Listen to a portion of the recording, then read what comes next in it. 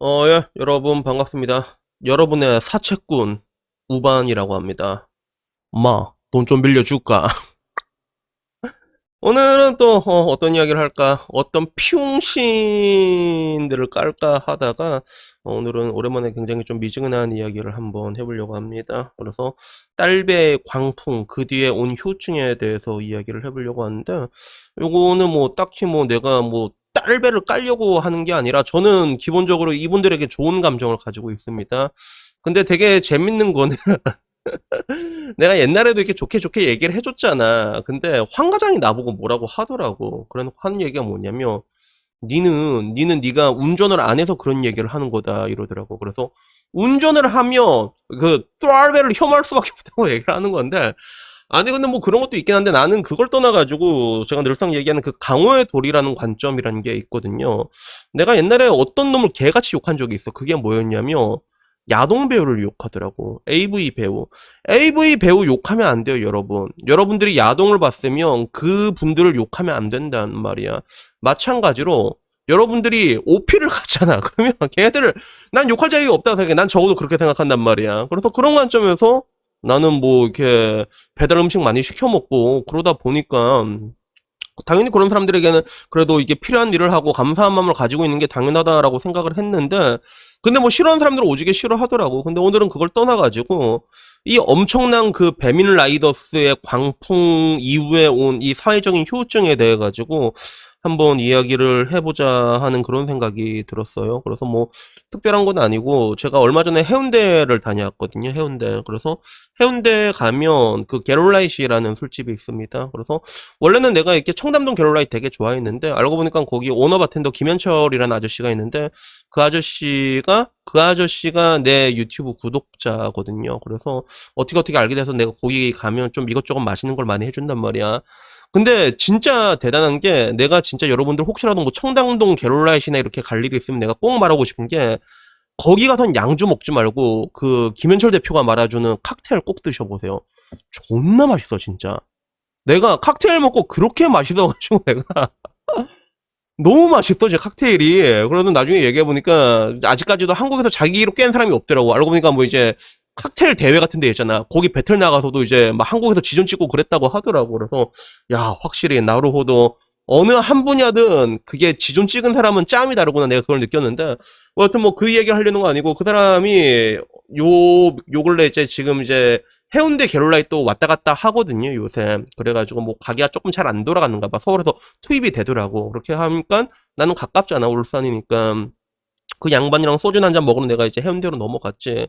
근데 해운대 넘어갔는데 일단은 그래도 서울에서 내려왔는데 좀 맛있는 거 좀 먹이고 싶어가지고 어디가 좋을까 생각해보니까 청사포밖에 없더라고. 그래서 청사포라고 해운대에서 좀 옆에 가면 조개구이 되게 유명한 곳이 있거든요. 늦게까지 하고 좋단 말이에요. 그래서 그래 청사포를 데려가겠다 싶었는데 내가 그때 처음 느낀 거야. 뭐였냐면 새벽 3시에 택시를 잡는데 택시가 하나도 안 잡혀요.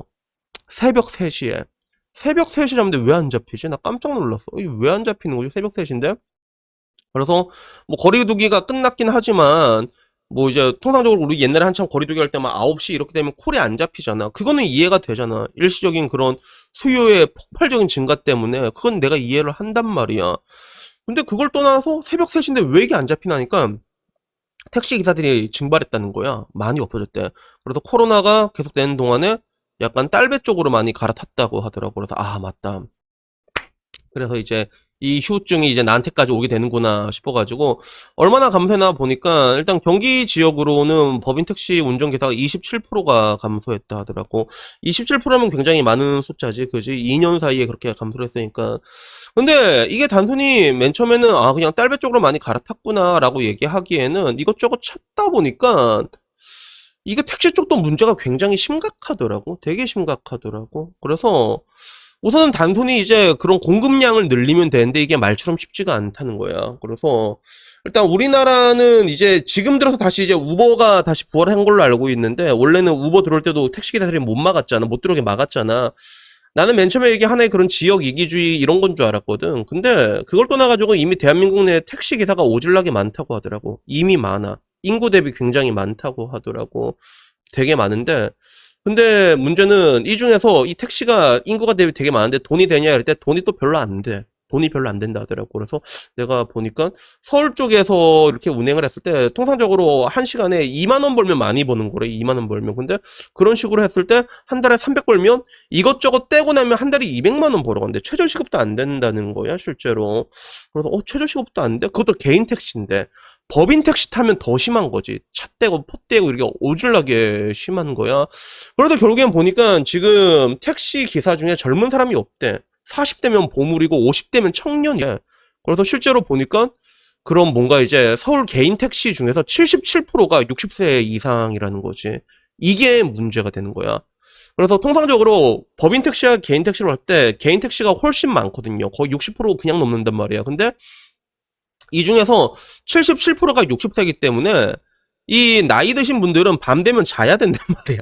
밤 되면 자야 돼. 어르신들은 밤 되면 자야 된단 말이야. 그리고 뭐 이제 얼마나 더 벌겠다고 그걸 이제 밤에 운전을 하겠어. 그래서 이런 게 문제였구나 싶은 거야. 근데 문제는 그렇다고 하길래 지금 거리 두기가 해제가 되면서 택시 건수가 콜이 폭발적으로 늘었거든. 거의 2배 가까이 늘었는데 이게 이제 감당이 안 되는 거야. 감당이 안 되는 거야. 그래서 결국에는 뭔가 이 상황을 내가 보고 야 이게 되게 골 때리는 상황이구나. 그러면 뭐 법인 택시에서 사람이라도 많이 땡겨 오기에는 지금 와서 사람들이 느끼기에는 딸배와 비교했을 때 메리트가 전혀 없거든. 법인 택시가 기본적으로 딸배는 내가 봤을 때 가장 좋은 게 뭐냐면 프리랜서란 말이야. 자기가 일하고 싶을 때 일을 할 수 있거든. 여러분 자기가 일하고 싶을 때 일하면 일의 효율성이 능률이 오질나게 올라간단 말이야. 그렇게 올라가야 되는데 뭐 법인 택시는 자기가 원할 때만 이렇게 할 수 있는지 모르겠는데 근데 요거는 더 떼이더라고. 개인 택시보다 더 열악한 환경이니까 누가 하겠냐는 거지. 기본적으로 사람이 공급하기도 힘들고 근데 그렇다고 또 이제 뭐 동남아처럼 뭐 그랩 같은 거 이런 거 하기에는 무리수도 여러 가지 따라가는 게 있고 근데 결국에는 또 이제 밤에 대해서 타려고 해도 뭐 때문에 안 잡히냐니까 사람들이 이제 택시 밤에 운전하는 사람들도 멀리 있는 것만 잡는 거야. 콜이 진짜 예를 들어 부산 끝에서 끝까지 같은 거 있잖아. 해운대에서 청사포는 안 잡고 해운대에서 뭐 사상 이런 건 잡힌다고 하더라고. 그게 그러니까 야 이거를 보니까 어떻게 해결해야 될까 그런 생각들이 많이 들더라고. 그래서 보니까 택시도 이게 보니까 되게 골 때려요 이게. 그래서 옛날부터도 이게 그런 얘기 들었잖아. 개인 택시는 개인 택시로 이게 혈통계산 능력으로 내려오는 게 있잖아. 그래서 이게 돈 주고 면허를 받고 파는 이거는 무슨 호가제라고 하는데 근데 이것도 가격이 보니까 거의 억대야. 개인 택시 하려면 면허증을 이제 서로 이 사람한테 양도받고 사야 되는데 돈이 뭐 기본적으로 막 진짜 서울이 8,200만 원이고 울산이 9,200만 원이고 세종시는 2억 1천만 원이야. 세종시는 2억 1천만 원이야 진짜. 근데 문제는 그렇게 돈을 받아갖고 아까 말한 것처럼 얼마 버는지 들었잖아. 개인 택시에 한 달에 뭐 200만 원 조금 벌고 이제 그런 것도 안 된다는 거지. 결국엔 그러니까 점점 고령화가 될 수밖에 없는 거야. 택시 쪽에서 뉴비도 없고 신규도 없고 그러니까 결국엔 이제 이런 상황까지 오게 된 거죠. 그래서 나라면 이 상황을 어떻게 해결할까 생각을 해봤을 때 내가 느낀 거는 정답은 싱가포르에 있더라고. 싱가포르. 그래서 싱가포르에 택시 타본 사람 알 건데 싱가포르는 할증이 지 좆대로거든요. 그게 일단은 야간 할증 존나 비싸. 한 50% 붙어. 싱가포르는 야간 할증 한 50% 붙고 근데 그것뿐만 아니라 피크 시간대에도 할증이 붙어요. 피크 시간대. 그래서 사람들 많이 붐빈 시간대는 또 할증이 또 붙어. 그리고 또 그거 말고 지역마다 또 할증이 붙는단 말이야. 지역마다 할증이 붙는단 말이야. 그건 뭐냐면 예를 들어 사람이 좀 많이 몰려있는 데 있잖아. 뭐 가든세베이라던가 그런 데 많잖아. 싱가포르는.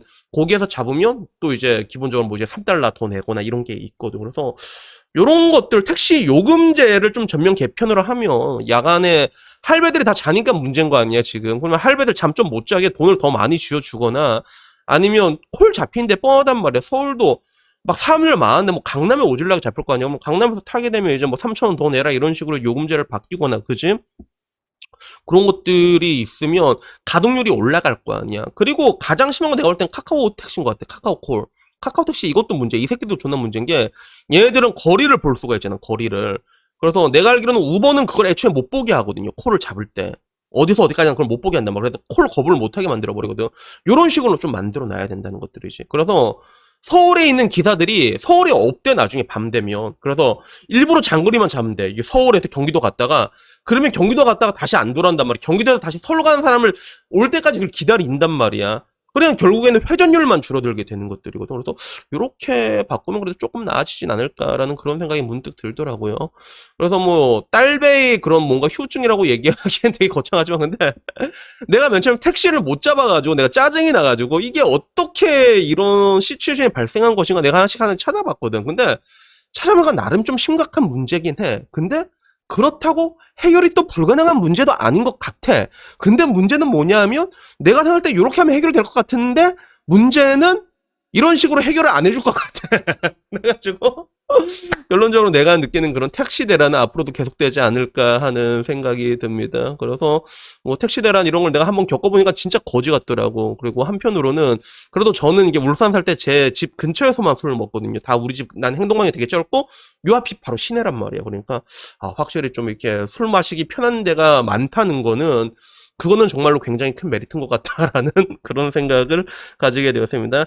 그래서 여튼간에 뭐 오늘 이야기는요, 딸배의 광풍이 남긴 후유증이라고 얘기했는데 뭐 거창한 건 아니고 나중에 보니까 택시적인 문제가 있는데 뭐 이렇게 많은 나름 생각보다 여러 가지 문제를 얽혀 있어가지고 여기에 대해서 한번 가볍게 이야기해봤습니다. 여튼 뭐 오늘 미지근한 이야기는 여기까지고요. 다음에 좀 더 재밌는 이야기로 찾아뵙도록 하겠습니다. 이상입니다. 감사합니다.